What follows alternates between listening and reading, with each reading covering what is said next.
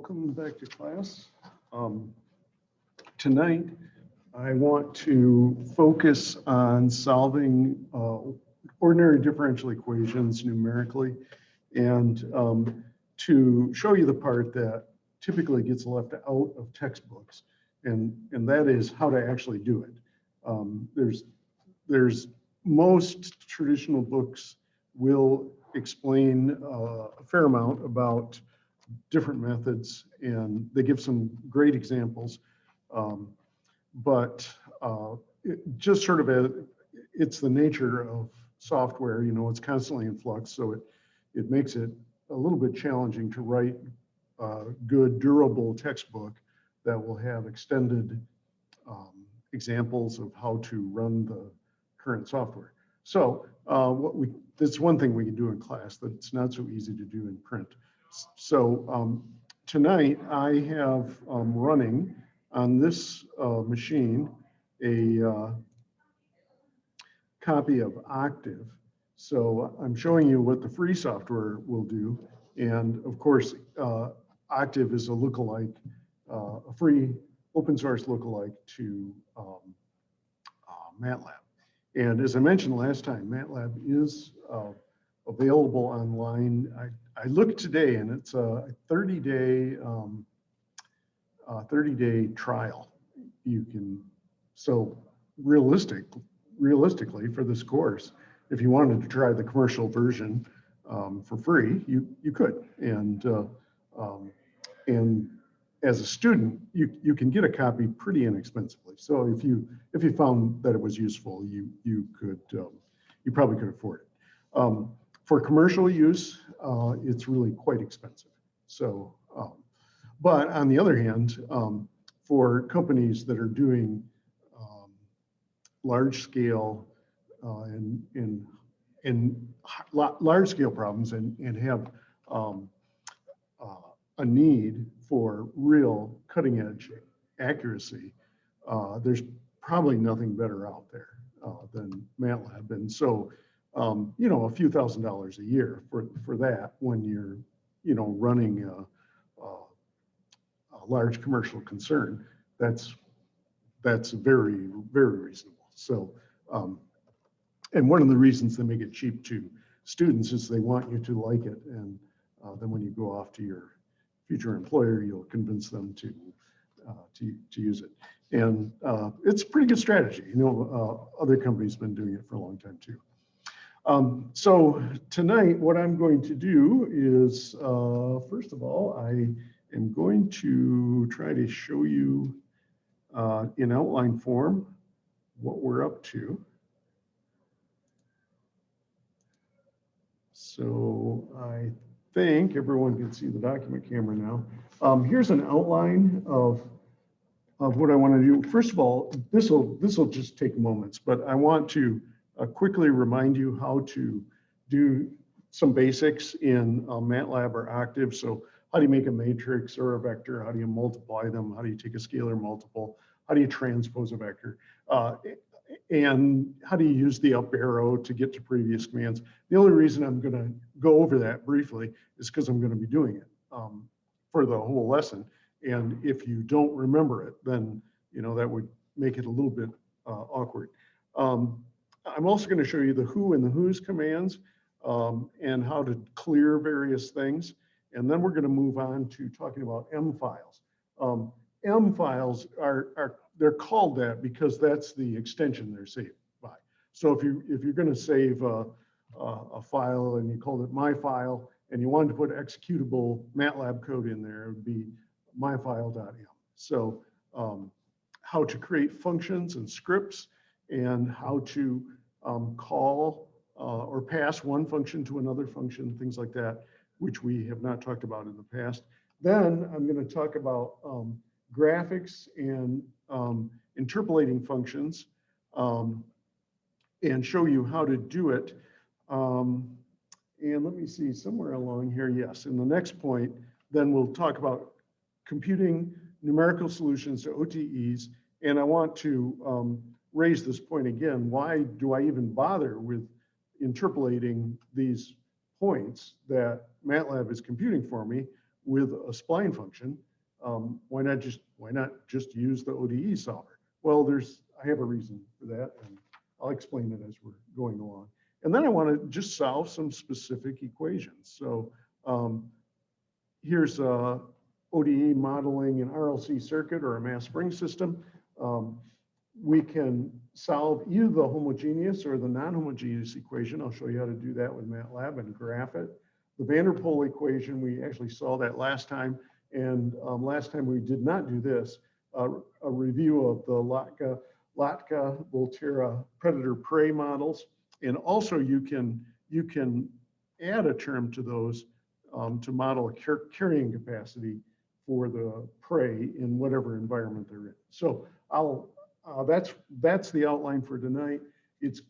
We're probably going to use most of the time, maybe all of it, because what I'd like to do is, in as much as possible, I'd like to just do this live rather than just making scripts with dozens of lines appear suddenly on the screen and hand waving and say, well, read the script later.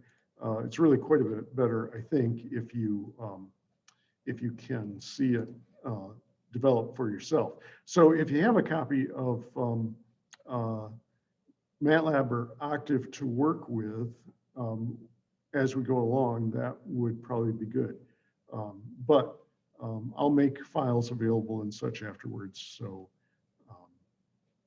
you'll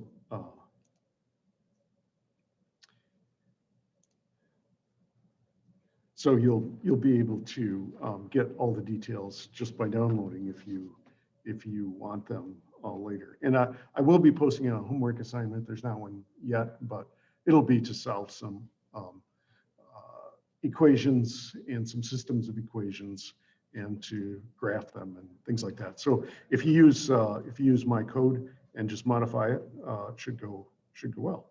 So let's switch over to the screen.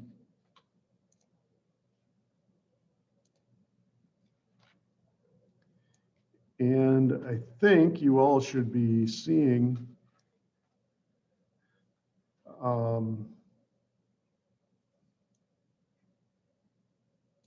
you should be seeing my copy of Octave here.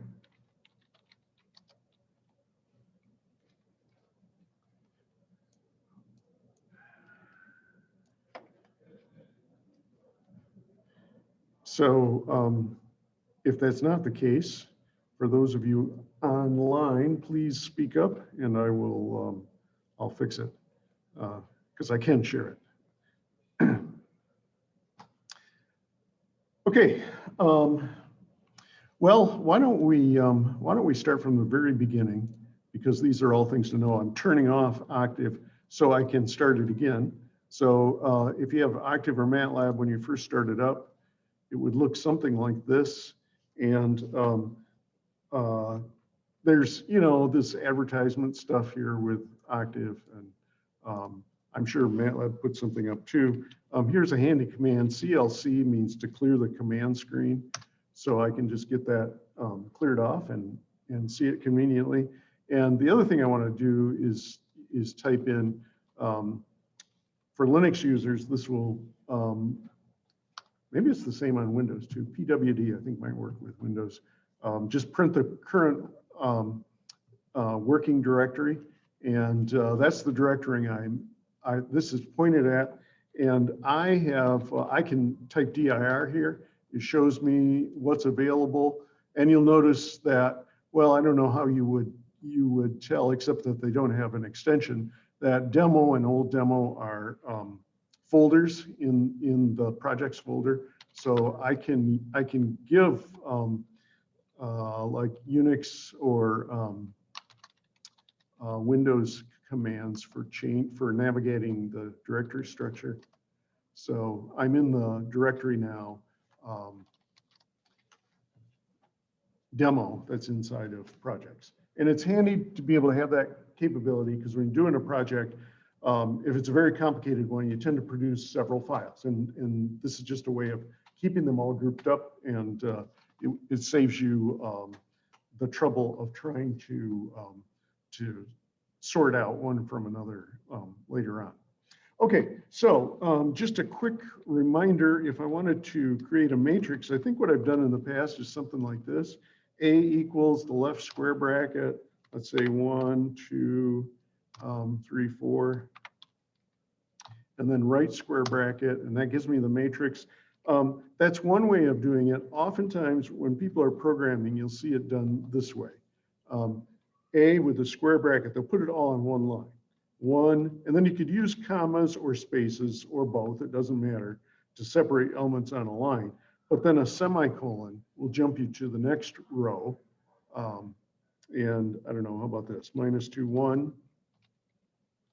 And if I just press return, it echoes the matrix that I just made. The reason I mention that is because just because you're putting it on a single line doesn't mean that you can't treat it like a matrix. You can. If I were to multiply this now by, say, the column vector 1, 1, it would simply add up the rows. So I should get what? 3 and -1. What I've got right here, though, so far, I'm highlighting. No, I can't highlight. The portable version of Octave is a little bit different. I can highlight with the mouse.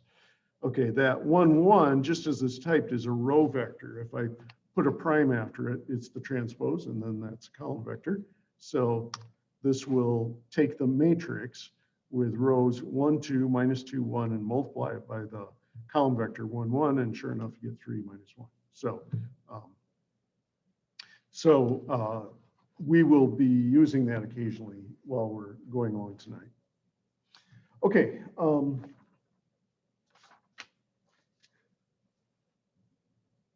Another thing that's kind of handy. Now, we really don't have much interesting to graph right now, but why don't we do this? I'll make some. Octave has a means for creating vectors. So let me show you this first. If I put 0:3, then it just counts 0, 1, 2, 3. If I wanted it to take a different step size, though, let's say I wanted to do that by I don't know, steps of 0.5, and I put the step size in the middle. 0.53 means start at 0, take a step size of 0.5 and end at 3. And now it counts up from 0 to 3 in steps of 1/2. And there's no reason that you can't use that sort of thing to build a matrix, which I'm going to do. Actually, what I had right there before, I'm just pressing up arrow to get that. I'm going to put that in X. And actually, I think this might work. Let's try it. Traditionally, I always put those in square brackets, but yeah, that's fine. Okay, now, if I tried to do something like X times X, if you think about it, that should generate an error because I'm trying to multiply a row vector by itself. That's undefined. So if I do that, sure enough, I get an error. However, if I type it this way, X dot star X, it means takes the first element with X and multiply it by the first element of, well, X is in there twice. So it'll be the first element squared, second element squared, etc. And if I store that in a vector called Y, now I've got the squares, and now I've got an X and a Y, and these could be graphed. So if I type plot XY, I should see a piece of the graph of f of x equals x squared on the interval from 0 to 3. And sure enough, there it is. And you can, if you look at that, especially if you expand it a little bit, you can see that it looks a little funky, a little kink here and here. And in fact, it's got them at every one of those points. But so if I wanted to see just the points themselves, I have to click back. By the way, notice if I click this Octave icon down in the bottom ribbon, I can see the two windows that Octave controls. That allows me to bring the graph window to the front. And I like to just kind of keep it off to the side a little bit. So if it's hidden, I can just click on it and get it back a little bit more quickly. Okay, so if I wanted to get the points without the broken line interpolant for free, well, you could do it this way. One way would be to put like an X in single quotes here. That would say to put an X character at the location of each of those points. And if I click on that now, you can see that's what it did. It put the X's there. If and there's a couple of different things you can do. And lowercase o will work. And you can, I think you can do like an O minus. Does that one work? Yeah. So that one, O minus, will put the little O's on the points, and it also draws the broken line interpolant. For the most part, I think the broken line interpolant isn't going to be that useful for our work, so I won't be depending on that. There's another thing I could do that would give me a nice smooth curve, and that would be to use more points. So for instance, I originally created this X with this statement X equals right here from 0 in steps of 0.5 to 3. Now, you can see the problem that I have here already.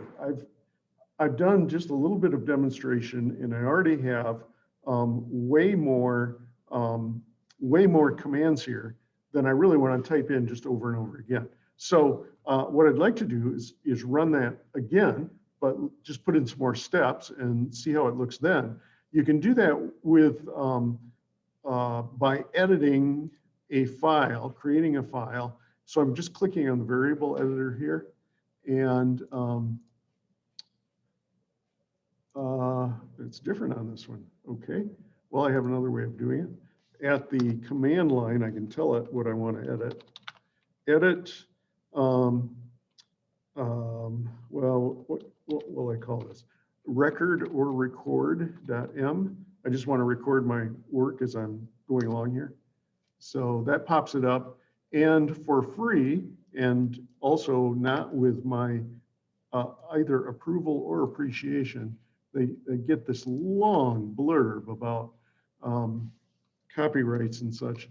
So generally speaking, these are what I'm creating. If I were creating files that I were going to distribute, I might actually have to include that under the Octave license. But I'm going to throw these away when I'm done. So anything that starts with a % sign followed by a space, that's a comment. So I just take that comment out. It's really not very helpful.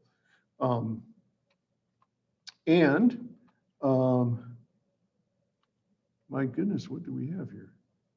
Oh, record is a, no, I don't want to save that. That's a built-in function. So I was about to change in a built-in script that comes with Octave. That'd be a bad idea. So how about this?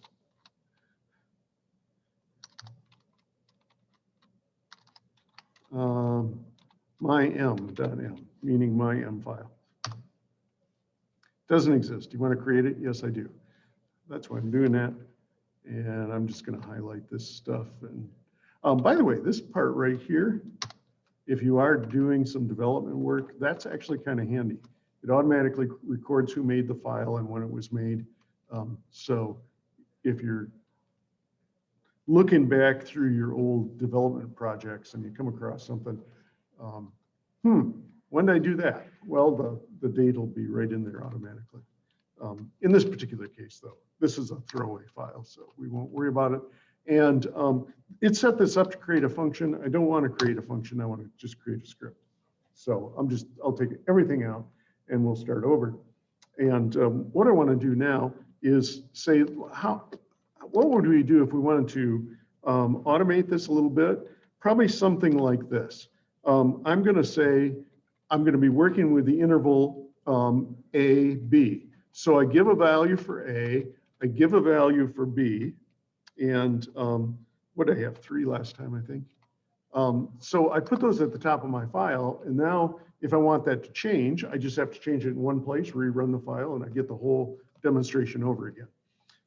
What I started doing originally was this. I said, let's see, the other thing I did is I wanted a step size. So there's really no reason I can't just compute that ahead of time. Step size is going to be B minus A over however many intervals I want. So I don't know, how about if we put in this time like 200 of them.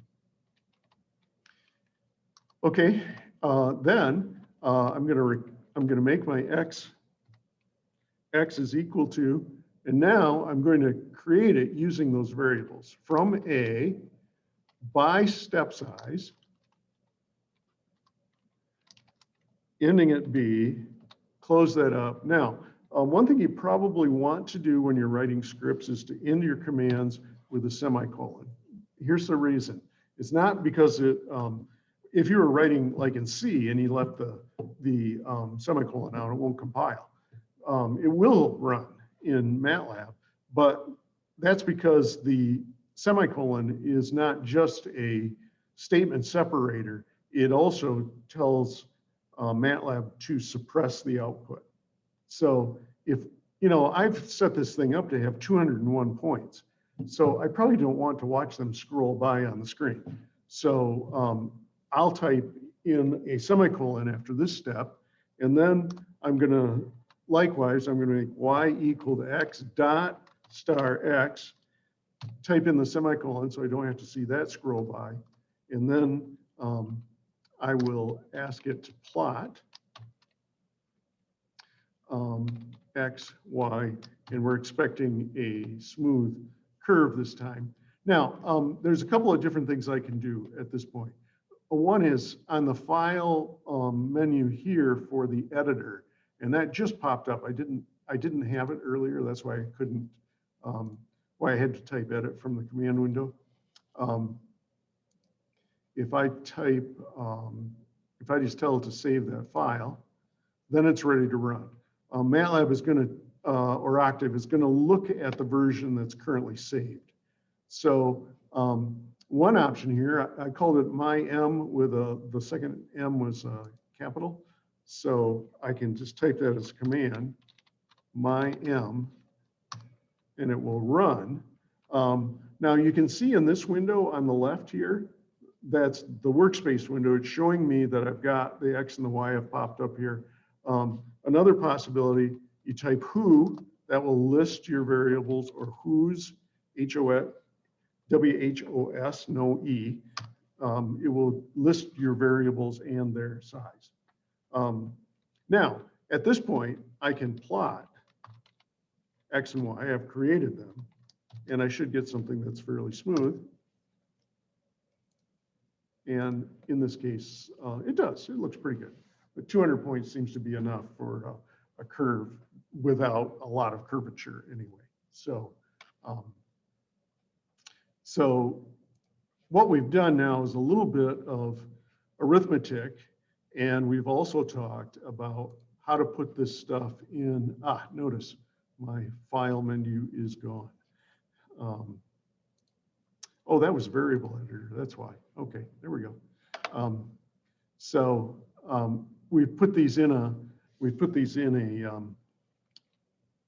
a file. So now if I say, you know, I wonder what that would look like. We probably know what it looks like, but if we were wondering, what would that look like if we went from, say, -3 to 3 instead of just 3? And what if I took x squared, and to each one of those points I added, how about this? Subtracted a 1. I think that will work.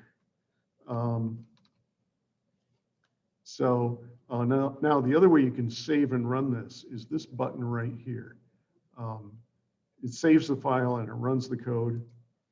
And you want to click on your command window, because if there were an error message, it would pop up here. And if I click on my graph window, there it is. I can see it. So that's sort of the beginning, and it's enough to get us to where we can start doing some productive work. So does anybody want to pose a question about this at this point? Are we ready to move ahead?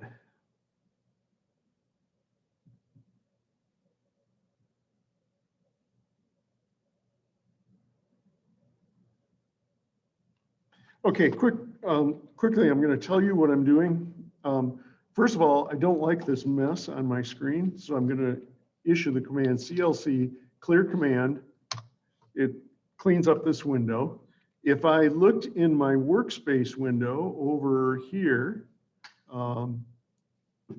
or if I type the who command here, I can see I've got bits and pieces in memory. I'd like not to have them. I have a couple of versions that are available to me. Clear, notice I've got a matrix A there. If I said clear A, really? All right, no parentheses. Now, if I do a who, the capital A is gone. But if I just type plain old clear, it wipes out everything.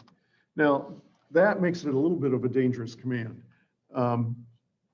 And the reason is, if you're used to programming in a Unix type environment, you type clear to clear your screen.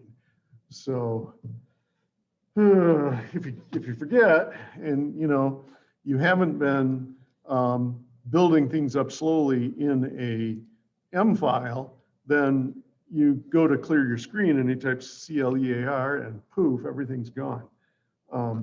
Pretty inconvenient. You could use your up arrow to sort of reproduce some of your commands, but if you typed 100 of them, that's going to be pretty inconvenient.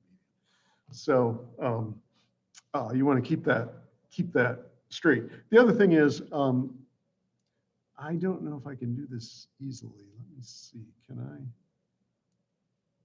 I'd like to get both of these showing here. Okay. Now, in the older versions of MATLAB, not Octave, CLG meant clear the graph, but now it gives it an error message. Its new name, at least in Octave, is CLF. If I do that, watch the graphics window over here. When I issue that command, it clears that, which is quite handy. Here is why it matters. If well, it's convenient because I have my M file here, so I could run my M file again to generate my variables. Notice that my variables came back quickly, and now and it also had the plot command, so it is there now. Now, what if I wanted to plot another function? How about this? Y2 equals, oh, I don't know. Let's do something not too hard. Where's my variable? That's X. X, oh, how about 3 star X minus 2. So that's just going to be a linear function. If I were to plot that, now I have X comma Y2. It wipes out the parabola I had there before. So there's a couple of ways of getting around that. Here is the first way. Let's go back and plot, plot XY. So that put the parabola up. Now I can type the command hold on. It doesn't mean hold on, we're almost at the end. It means don't wipe out the current graphics object.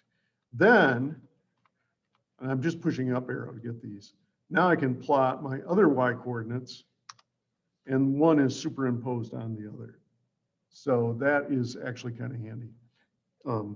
Now, of course, the difficulty is I probably don't want all of my graphs to just one after another go on top of each other. So you can probably guess hold off will reverse the effect of that command. And it's also pretty handy to have that clear F function to clear the graph window.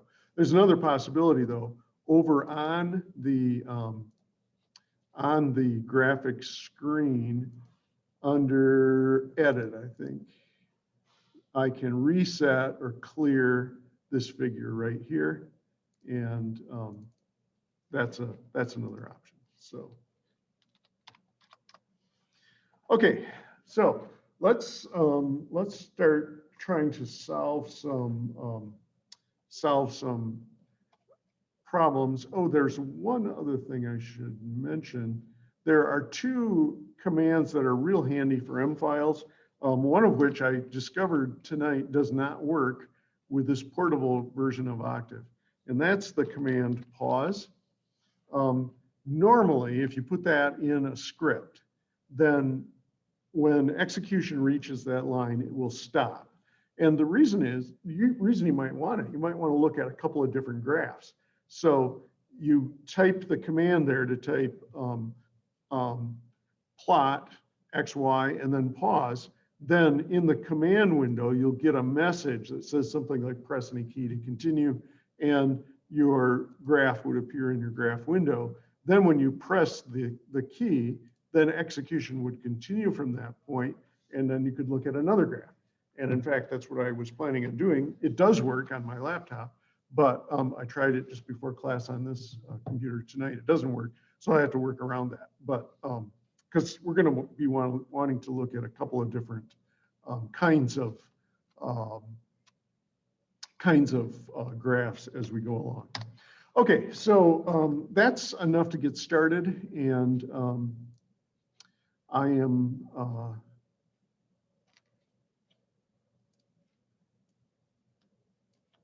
going to start working on creating interpolants now. I mentioned this last time, but we can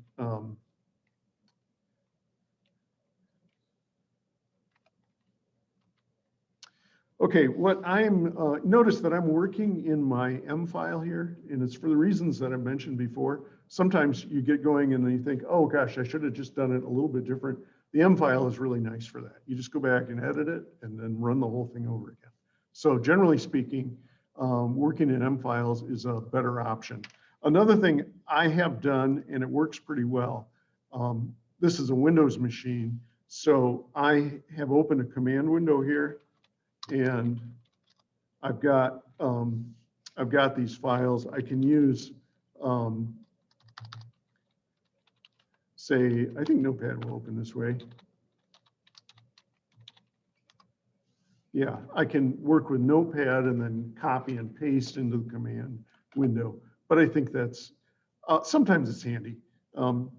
But usually that's not what I do. Usually I work just within MATLAB or Octave, and everything's built in then.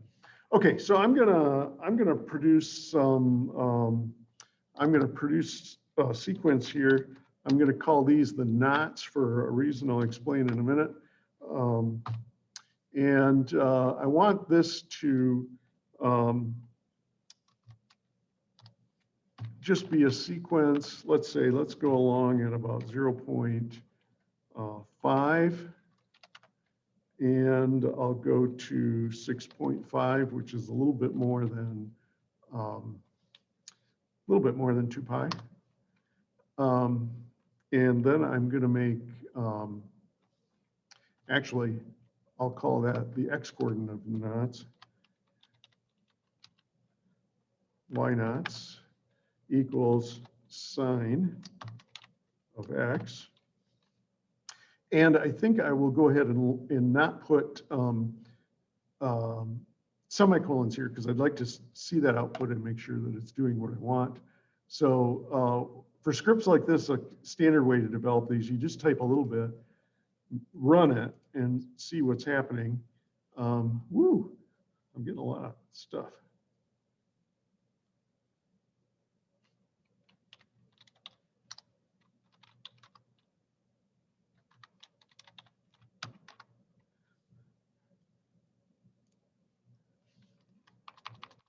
think somebody else is causing some output here. No. Okay, so those are the X and Y coordinates of some points I want to interpolate.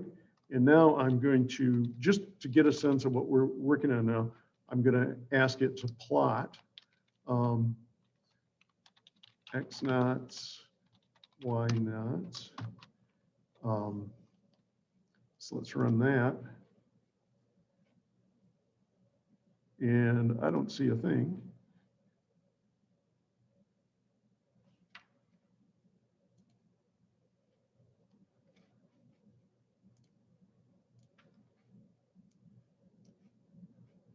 Well,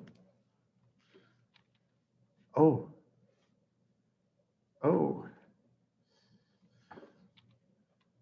what went wrong?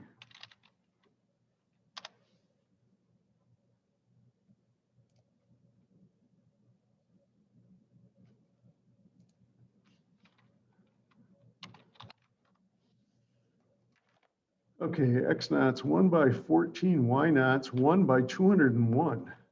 Okay, that's a problem. Oh, there it is. I said sine of X instead of X naughts. So let's run it again. See if we got rid of the error. Yes, we did. And we have a graph, sort of kind of like the sine, but it's a stick figure version. So let's get this plotting now so that you can see the points.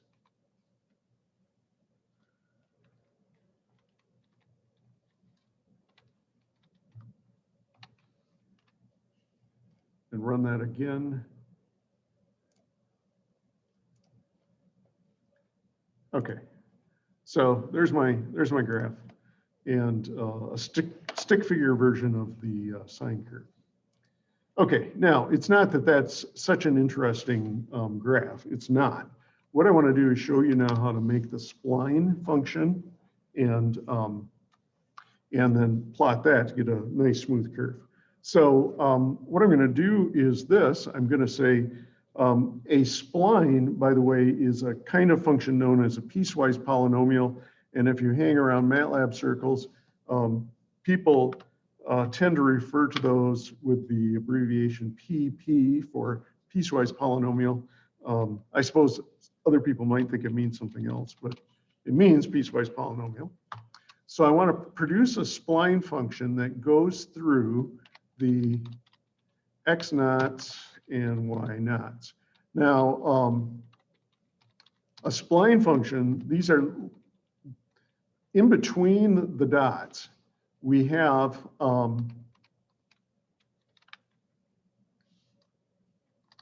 in between the dots, we have polynomial functions defined. Where the pieces connect, that's called a knot. It's like they're tied. So these are the points at which the polynomials are you're gonna transition from one polynomial to the next. And so by feeding it these knots, it's gonna create a piecewise polynomial function for me. Then if I want to evaluate it, what I'll do is I can issue this command, ppval, that means find the value of the piecewise polynomial, then give its name, pp, actually, maybe it'd be a better name. How about this? SPL for spline. I don't want to spell out spline, that means something in MATLAB. So SPL, and I'm going to ask it to evaluate. Now I've got things set up already here with an X vector. Actually, I need to adjust this though, so that my my intervals agree. So this one, my X naughts starts at 0, ends at 6.5, and 200 points is probably enough. I am not going to need this thing anymore, so I'll take that out. And my personal abbreviation, usually 2x, is for closely spaced mesh points that I'm trying to use to create graphs. So I give it the spline, and then I'm telling it to evaluate it at each of those points in double X. Okay, I think we're ready. Probably not, but we'll error check our way through. I'm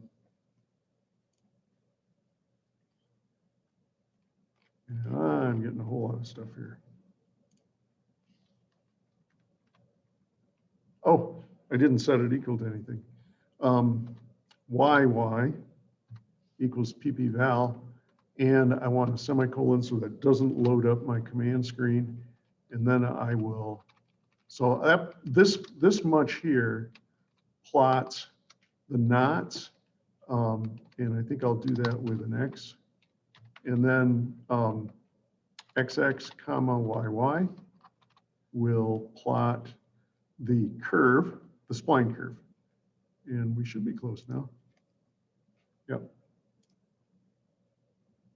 There it is. Looks pretty much like the true sine curve. There is some error in it, but to the eye it looks perfect. Okay, so I think that is what we need. That's what we need to start solving differential equations. So there's our start. All right, what I want to do now is to solve a couple of differential equations. So let's see if I can.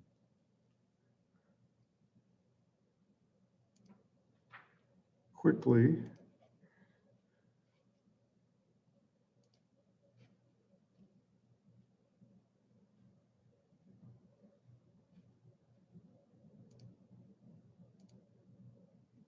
Okay, the equations I'm interested in are these two second order linear equations. Y double prime plus 2y prime plus 14y equals 0. That's where we'll start. And y double prime plus 2y prime plus 14y equals 3 sine t is another version of that we'll solve. And this could model a mass spring system, or it could model a RLC-circuit, but that would be without a driving force. This would be with a driving force. So, and I've deliberately chosen the third coefficient to be large compared to the second, which will put us into the place. This is the damping term right here in the middle. So the damping is small relative to the other terms. This will be the underdamping case, and we're expecting that sinusoidal pattern, which decays exponentially in size. We'll need to rewrite that as a system. I've done that ahead of time. So there's the equation, and we've done that conversion a few times now. So you could write it as a system. This way, you could write it line by line. Y1 prime equals Y2, and Y2 prime equals minus 14Y1 minus 2Y2, or you could write it, set it up as a matrix multiplication. So work through my many menus here. Let's get back to Octave.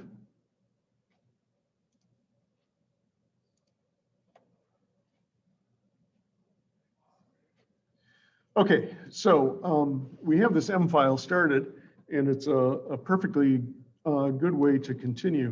What I'm going to do now is create a file that has the differential equation in it. So under the editor option, and you want not the variable editor, but the editor tab, then under File, New, not this file over here. That would probably, well, I guess you could do it, but I want a new function. In this case, I want a function I can call. So not a script, but a function.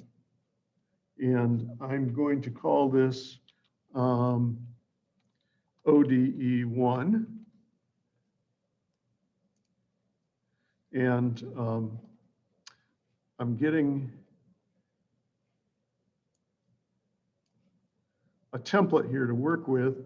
Of course, all this green stuff at the top, really not terribly useful. I should mention this though. There's a really handy feature here. If you put a comment,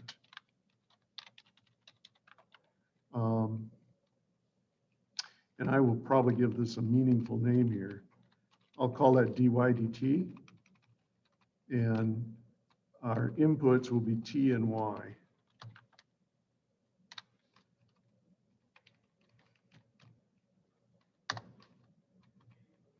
And this is green because it starts with a %. And then I'm basically going to copy this. The reason I'm doing it is because it tells the user how to call this function. And then you normally give an explanation. Returns the right-hand side of the ODE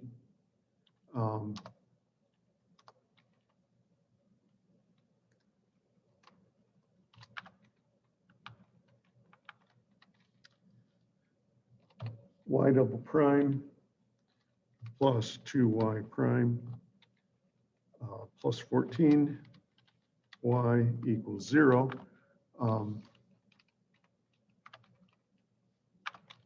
As a 2x2 system.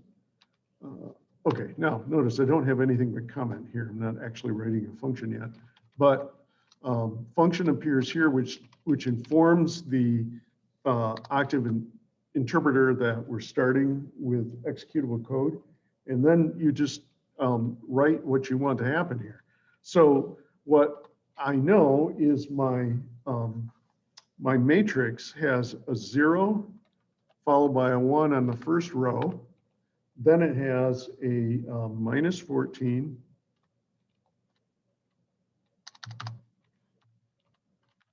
followed by a minus 2 on the second row.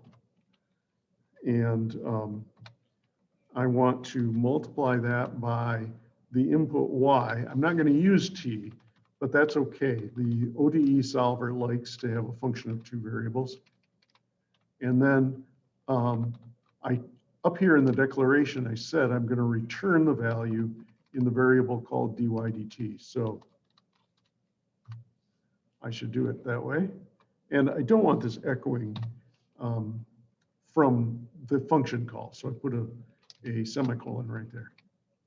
And what you probably want to do then is save this, because MATLAB pays attention to what's been saved, not what's just in the editor. And that is called ODE1, and it wants 2 inputs. So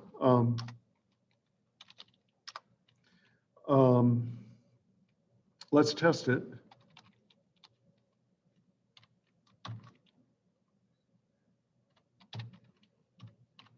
I'll just make up some numbers. And we're getting back a matrix, which is not what we want.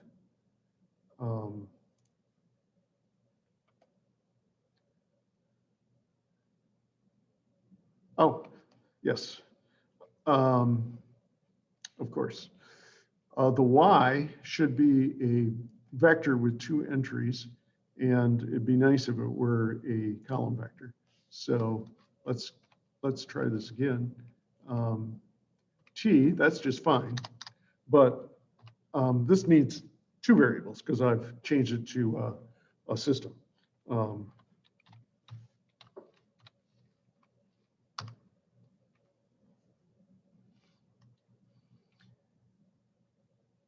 Line 5, column 7. Here's the issue. Non-conformant arguments. Opt1 is 2 by 2, and op2 is 1 by 2.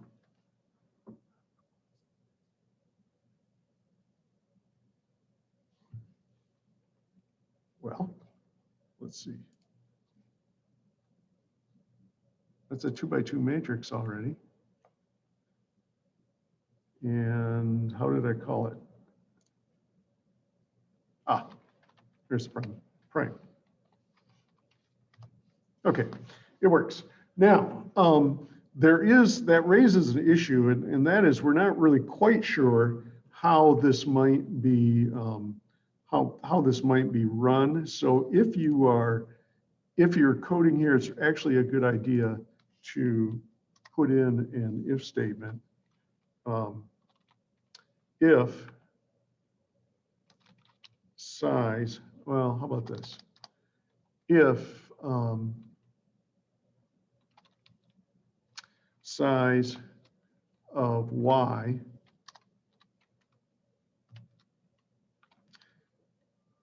I think it's equals in this language. I do so many, I forget after a while. Equals, I'm looking, if it's a 1 by 2, that means I've got a row vector. In that case, then I should set y equal to y prime. It's transpose, which will take care of that problem, I think. Let's check it out. Now, this, we hope still runs. It does. But what I'm also hoping is if you send it a row vector, it will.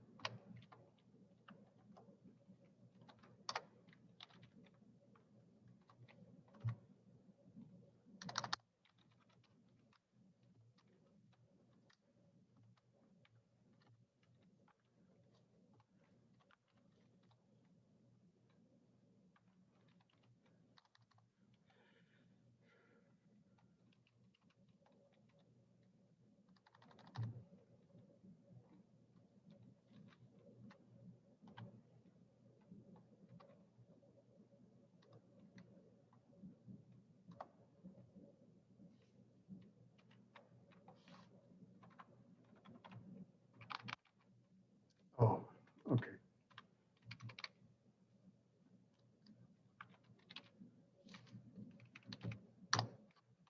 Try that. There we go.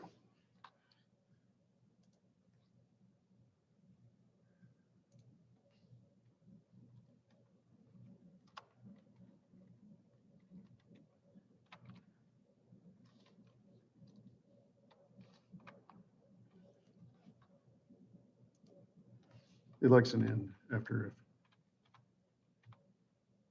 Okay, one more time. Ah, after I told you, save the file.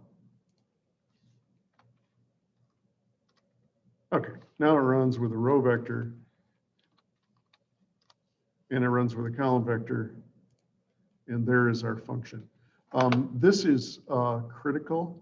The function name is ODE1, and the file name is ode1.m. Those must match. Okay, we've got a function now, and back to the M file. Let's solve some differential equations.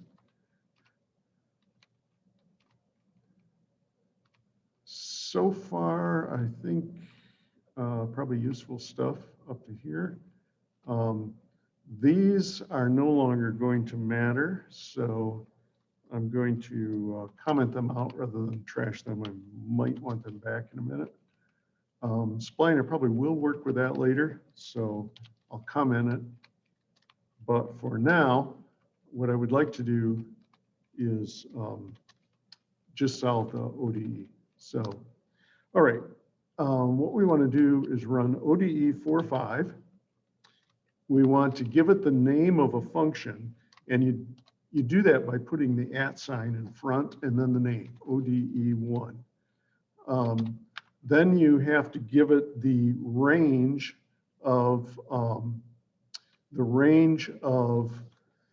t's that you want it to solve on. So let's go from 0 to 6.5 as we did elsewhere. That'll work.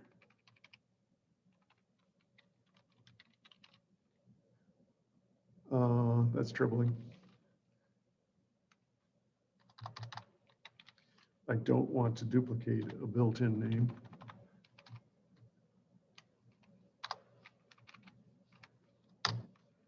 TRNG, and I have to give it initial values for y.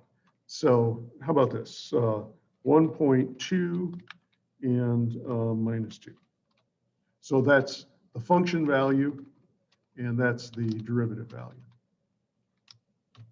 Okay, now, if you just run it this way, it will automatically produce a plot, and it's not a particularly nice one, but we can run it to see what it does.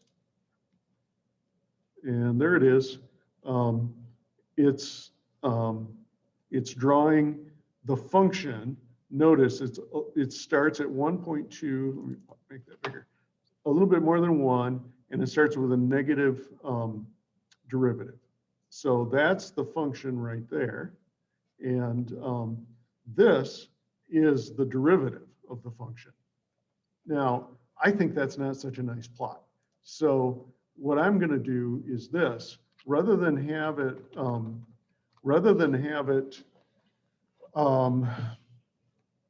compute those automatic points and just splatter them up on the page there. What you can do is tell it that you want it to send you back the t values and the y values that it created. Those are the dots on the page for the numerical solution. So then I can plot t. That's going to be a sequence of t values, and y is going to be a matrix. The first column has the solution to the ODE. The second column has the derivative of the ODE. So I want the function itself, and what I want is all rows with the first column. So colon, comma, 1, and then close up the parentheses for plot, and that will put the dots on the page. Let's mark those with little o's, and we'll run this again and see what we got.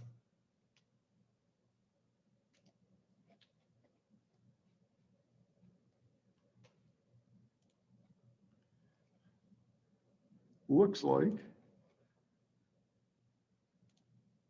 I forgot a semicolon.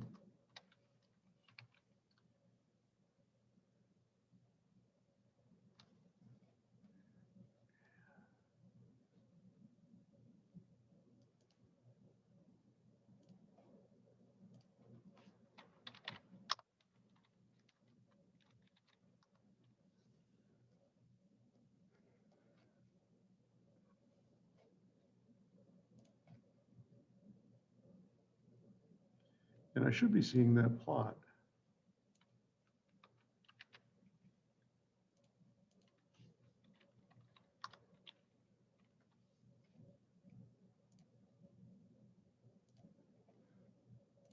Oh, I see what's happening. I've got more than one graph window up here.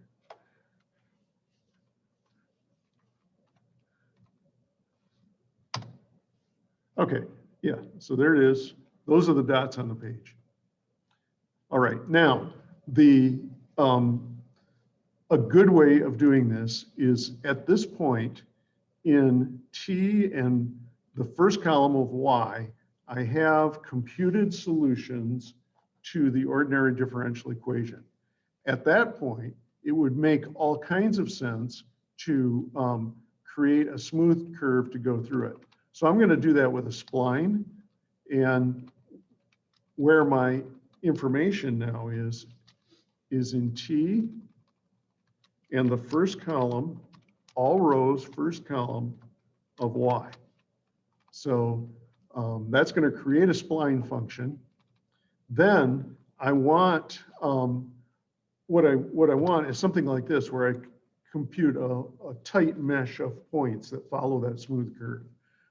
There is a shortcut on spline, and that is this much information allows spline to compute the points, to compute the piecewise polynomial. If you know ahead of time where you want them evaluated, and in this case I do, I want them evaluated at the XX points, then you don't have to explicitly call the evaluation. It creates it and evaluates all at once, and then those are my YY points. Okay, then I will want to plot my my X's, and I've got that command here already. I just want to add the XXYY part to it. So why don't we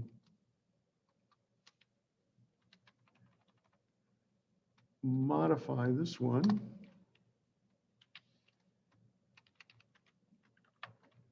And move it down.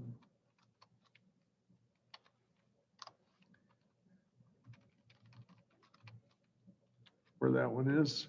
And I think we're pretty well ready to go. That I think I'll just take out now. So outline, I'm getting things set up, setting up my range of T's, and really it would make so much more sense to use my variables. So it keeps everything in lockstep. There's my tight mesh of points for visualization. Here I'm solving the ODE. I don't need those anymore.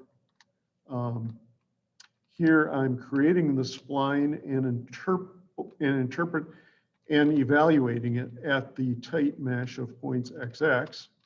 And here I plot the computed solution, which are just dots on the plane, and then I join them with a smooth curve.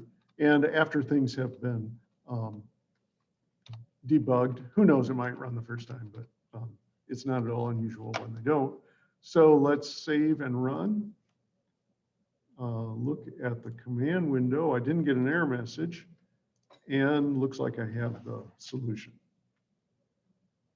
And what you'd probably predict is if you let this run out, this is a damped system, so you should get really close to the zero curve, right? And the big advantage of setting things up this way is if I ask myself the question, well, what would happen if I ran to 12? It's just one change here.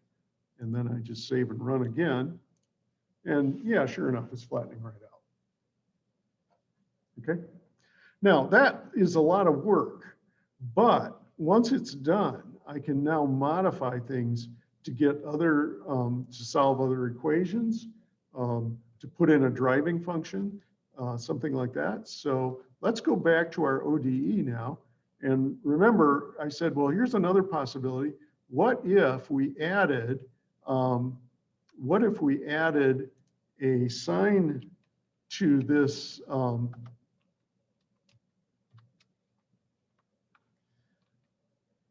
to Y?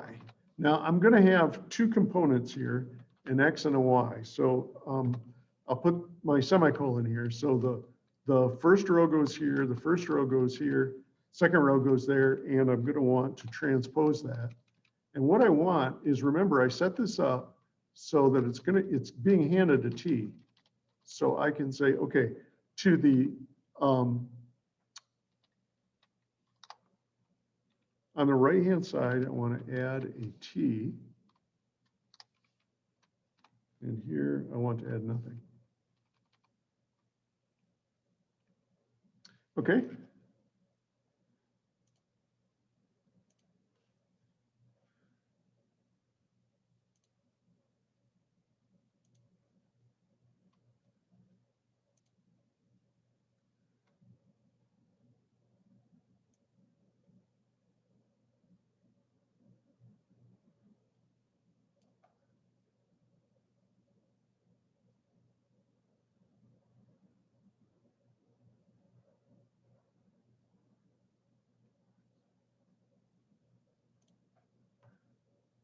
It's not happy with that change. Is it from this or something in the M file? I don't remember if I had that. Yeah, I had that working, right?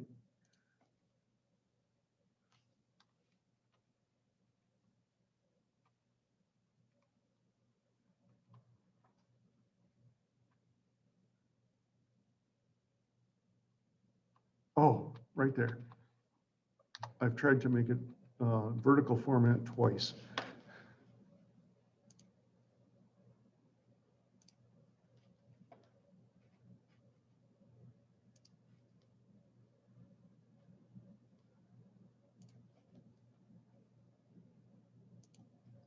Okay, no error message.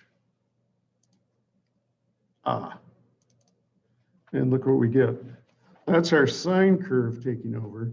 So this, in terms of electronics, we'd probably say something like we have a transient signal that's here at the beginning of the response, and then it dies out due to the damping in the system.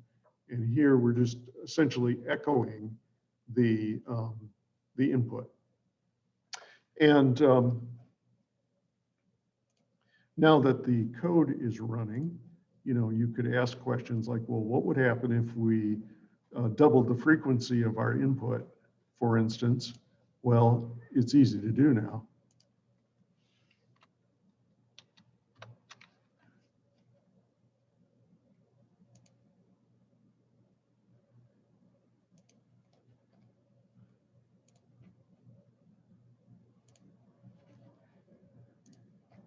And you can see that the system is responding.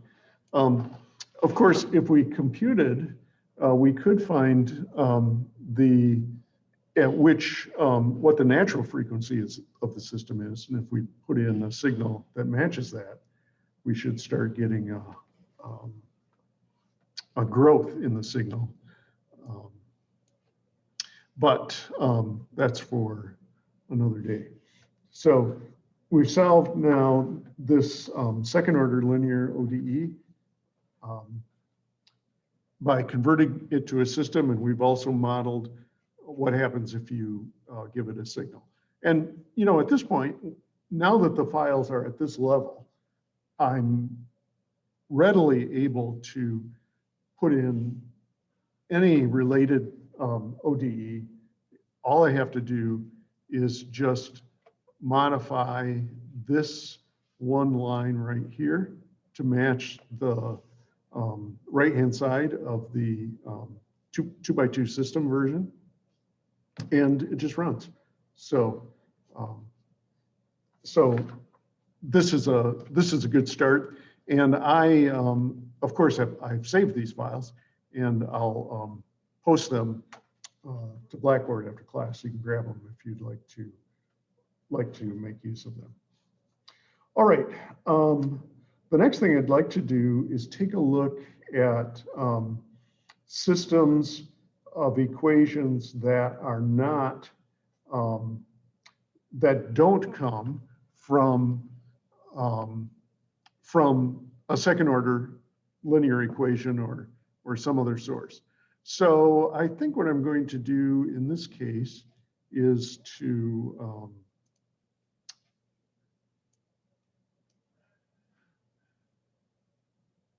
we've been working in this directory here, and I have created some things ahead of time. So let me grab one of those.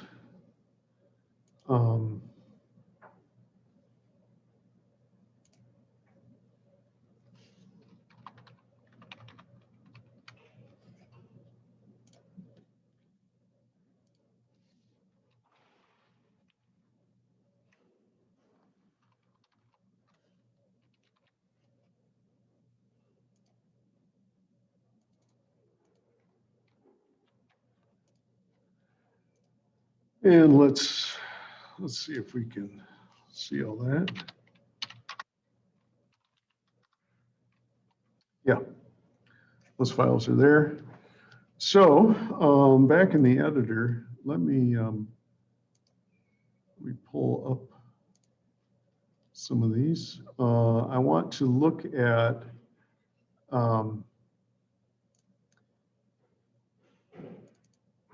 VDP here stands for van der Pol, so this is going to solve the van der Pol equation. The van der Pol equation itself, see, it's going to call a function called VDP1. So hopefully I have a VDP1 here. And I've written it in this form so that it will echo some help. I don't know if I ever did that with the other one. Actually, this may or may not work with this portable version. Yeah, it does. See, this is my comment right here. It's just echoing that. And it's those 3 lines right there. So any comment, any continuous segment of comments after the declaration of the function will be echoed when you type help and follow it by the name of the function. If I break that with a white space and now put in more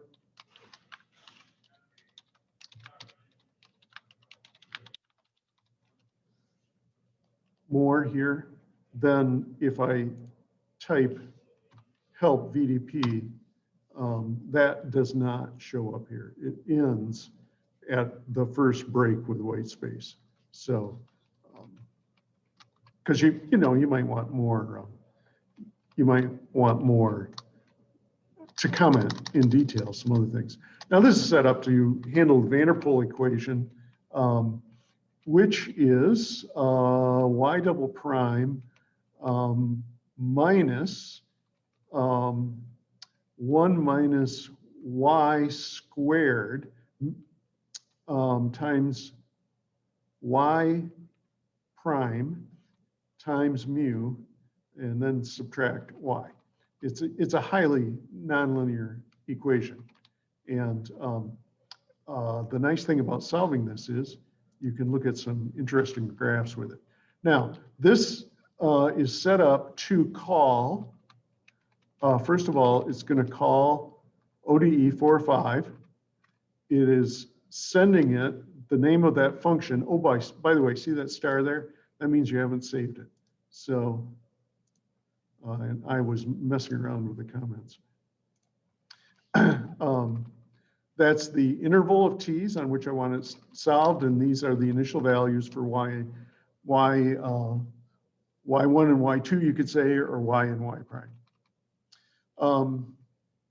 This t has ti, I suppose, stands for t interval.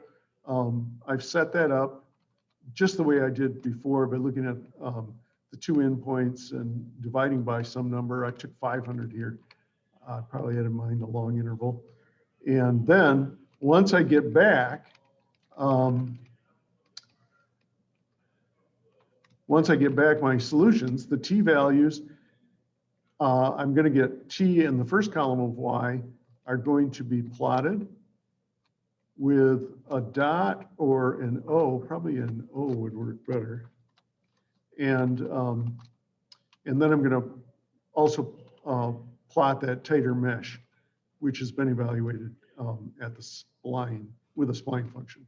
So let's give it a try and see what happens here.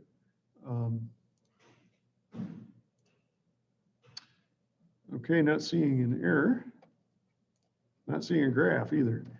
There it is. So this is a nonlinear equation. It does gets kind of a strange looking function here, but there it is. It's apparently cyclical. And another standard graph that people look at is the phase plane graph, where they'll plot y against its first derivative. Well, if you think about it, the way that Octave or MATLAB is set up, we're ready for that. Way back here, this y returns in the first column the solution, and in the second column the derivative of the solution. So I can get the phase plane graph by asking it to plot, instead of t and y,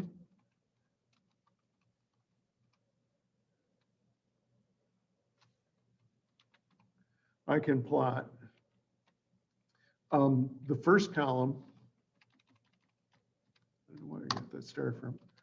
The first column against the second. And that would make kind of a rough plot because I don't have all that many points, but we'll get the idea.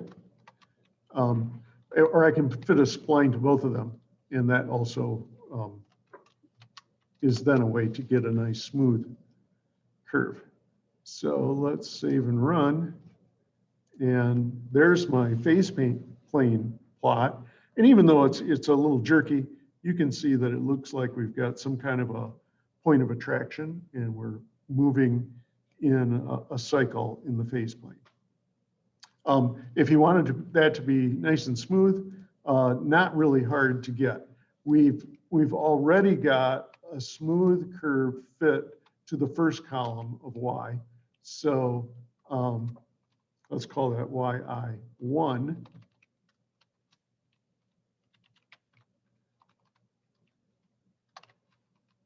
Now I'll fit a smooth curve to the second column.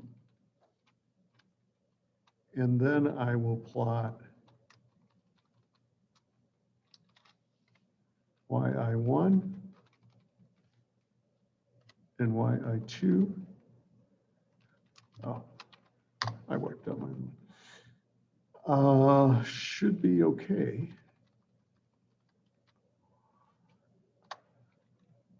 I really probably don't want those circles in my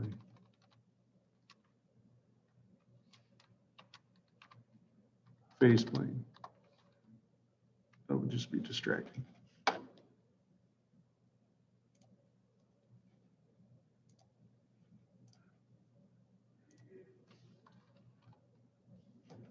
Okay, how many graphs we got?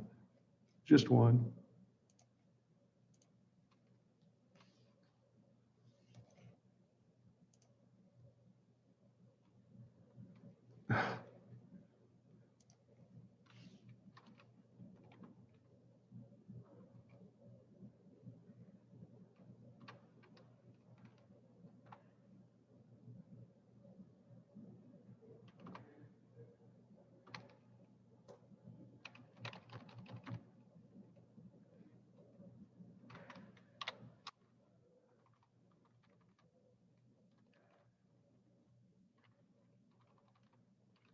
There we go.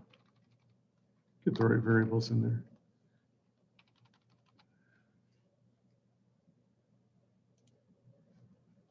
Okay, so here's our graph of the solution is in blue and the first derivative is in red.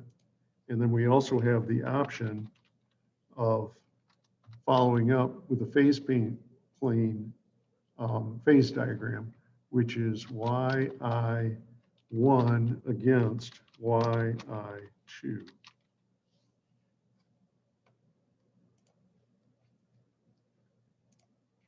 And there it is without the jerkiness. So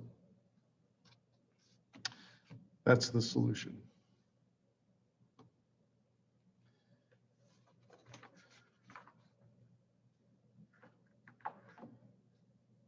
Okay, let me show you one last thing, and then we'll call it a night.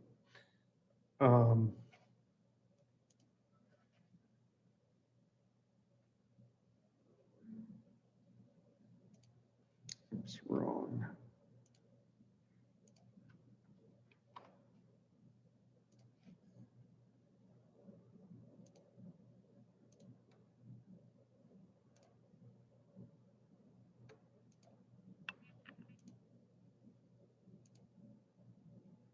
Okay, predator prey. We've looked at some of those in the past, and I would like to show you how to solve those with MATLAB. So I'm going to take this one right here for some specific values. I'm going to put 300 and 400 into the denominator here, and here. And just to talk through this for a minute, this is the prey in the first equation, and this is the predator in the second. And you can tell from this. Suppose there were no, you're looking at Y1, suppose that Y2 were 0. Those organisms were not in the ecosystem. Well then, this would become 0. And this whole factor then just becomes a 1. So what you have is y1 prime equals y1. That's exponential growth. So the number of prey animals will grow exponentially in the absence of the predator. Suppose on the other hand that you had 0 prey. If you had 0 prey, then that just becomes a 1. So this equation turns into y1 prime equals minus I should say y2 prime. Y2 prime equals minus y2, that's exponential decay. Why? The predators are starving to death. They have nothing to eat. On the other hand, if you have lots of prey around, then this factor becomes close to 0. The closer y1 grows to that carrying capacity mu1. And the way this is set up, you have a point of attraction automatically at 300, 200. We wrote it in a slightly different way before. I think we multiplied the mu through. So if you have one of these, we expect to see a point of attraction, and probably we should see solutions that are drawn to that point. Whether they cycle around it or whether they get sucked right into it depend on the details of the system. So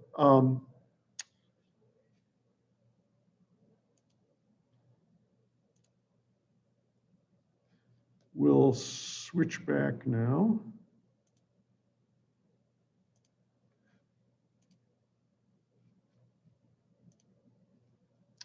To MATLAB or Octave, and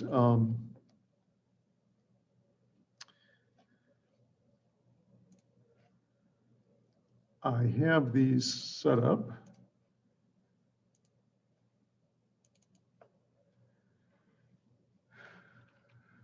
Okay, I got a couple of different systems, and I think they are in prey 1 and 2. So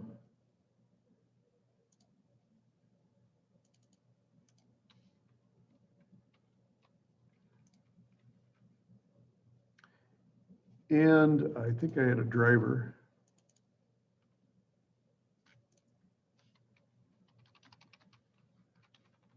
Oh, I think it was that.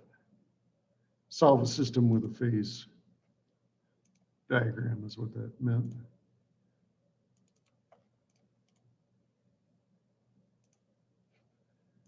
Okay.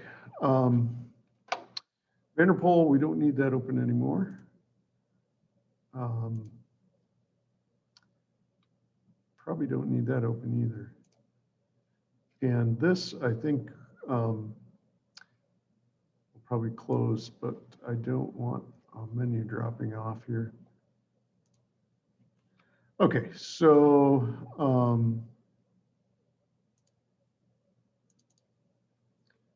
predator prey 1, yes, that is the one I was just showing. And I told you I was going to put in 200 and 300 for those denominators. That'll be the point of attraction. And now I just need a driver to call this and draw the graphs for us. So I believe that's in this file. And let's see. This is setting up another system.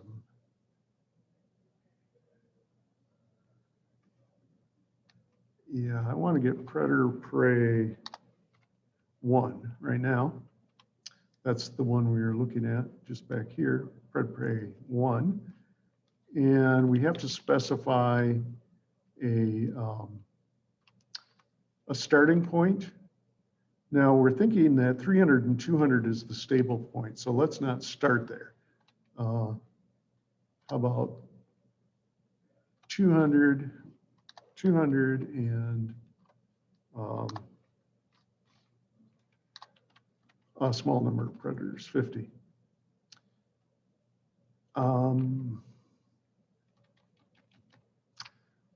That interval may be as good as any. We'll just try it. So this is going to call ODE 45. I'm handing it off my predator-prey function. And I'm going to ask it to solve on the interval AB, which is set to be 0 to 50. And the initial values for prey and predator are 250 right now. Once that's done, once it completes correctly, I'll have points on the plane, T and Y, and that'll give both that Y1 will, the first column will contain the prey, and the second column will contain the predator. I fit a spline to both of those, just as we did before. Create a tight mesh. And notice the step size was computed way back here. Ask for 500 points, so should be plenty. Then fit a spline to fit a spline to the two solutions for predator and prey, evaluate them, and then plot them. Then I have a pause here, but it doesn't work on this version of Octave. So I'm just going to comment those out and we'll come back. This one here will draw the phase plane. This will just give us side-by-side plots of predator and prey superimposed on each other. So let's see if it's ready to run.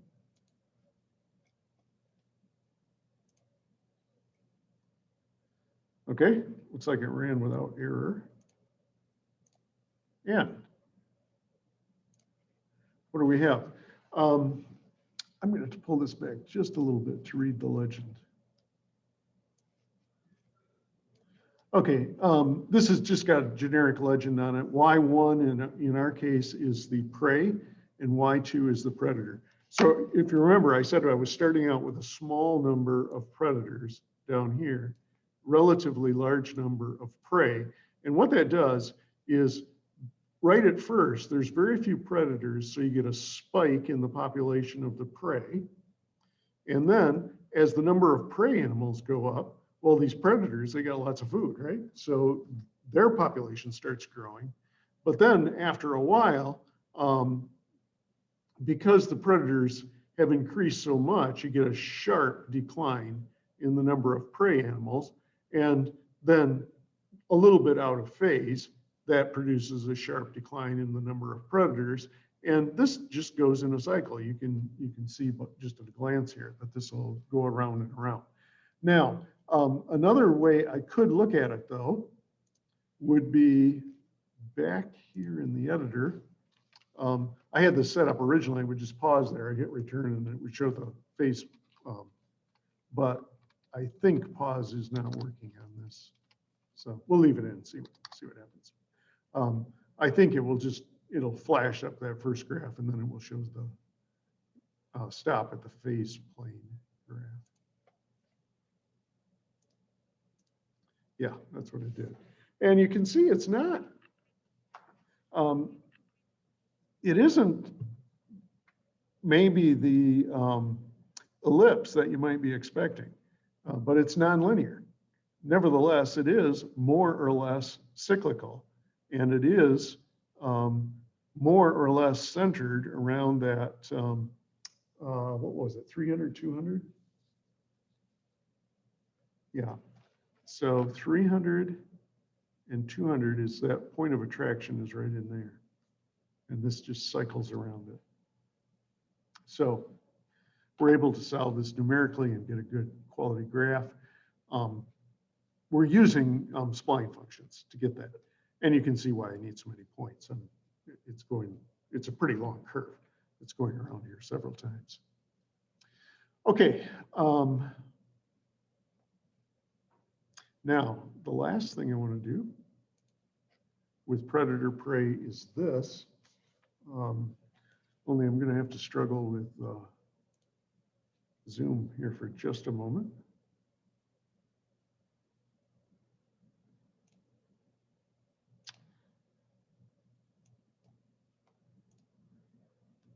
Okay, another thing you can do with these is this. Here was the original system right here. Now, the thing that's unsatisfactory about this is that it predicts that if you had no predators, so this is a 0 here, then the prey grows without bound. It's just exponential growth. In the real world, this does not happen. There's a carrying capacity for the for whatever environment these things are in.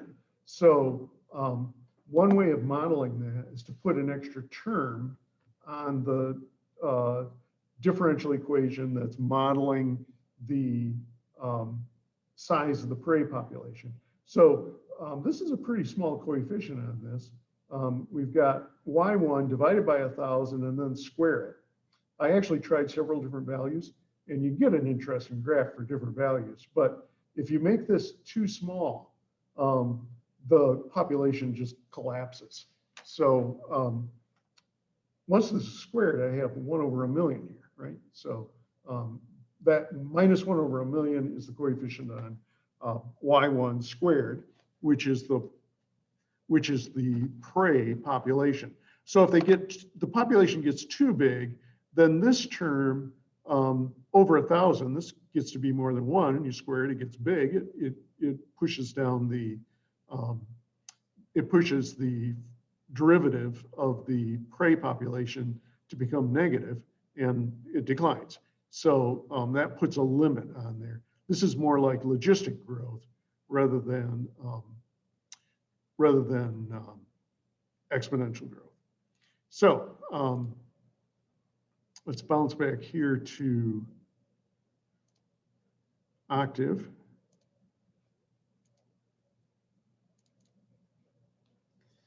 And that, I think, is predator prey 2.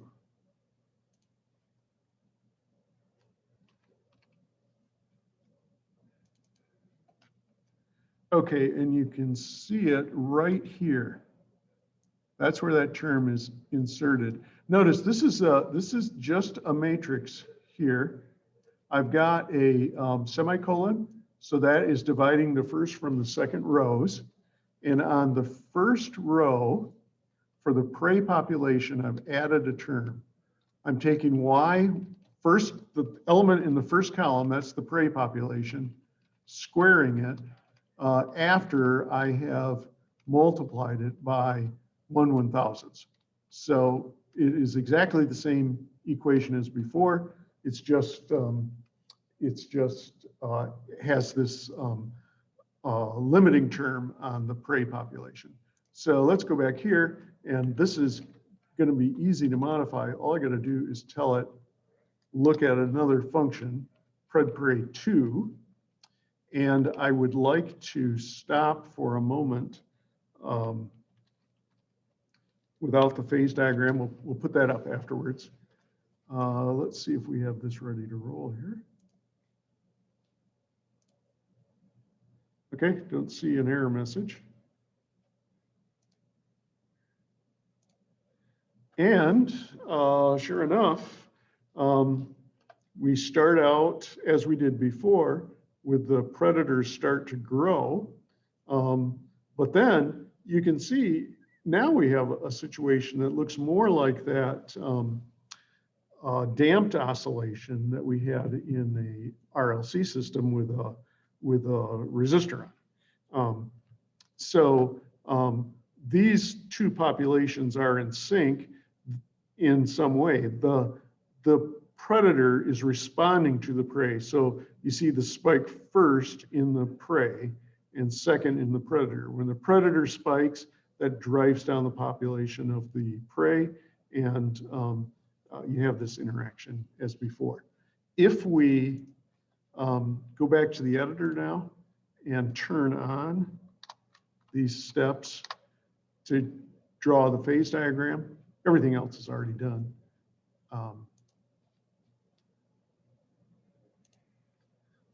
you can see that now the solution is actually being pulled in rather than hanging out here.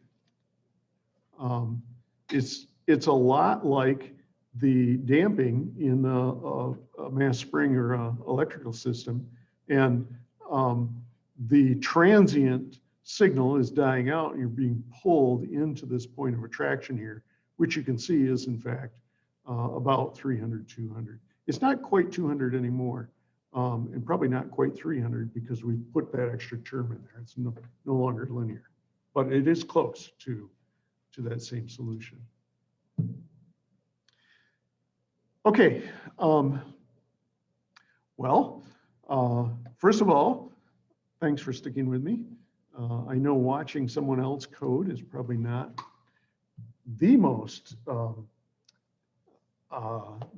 entertaining way to spend your evening. But on the other hand, if you haven't done it before, this can be really quite helpful. Now, as I've got this set up, right now I have all of those files in this folder. And if you remember, what I suggested at the beginning was when you start a new project, you put it in a new folder and then all your stuff is there. So this allows me, actually I can zip this up and post it to Blackboard, and you'll be able to download this and open it up and have all the files that I was typing in.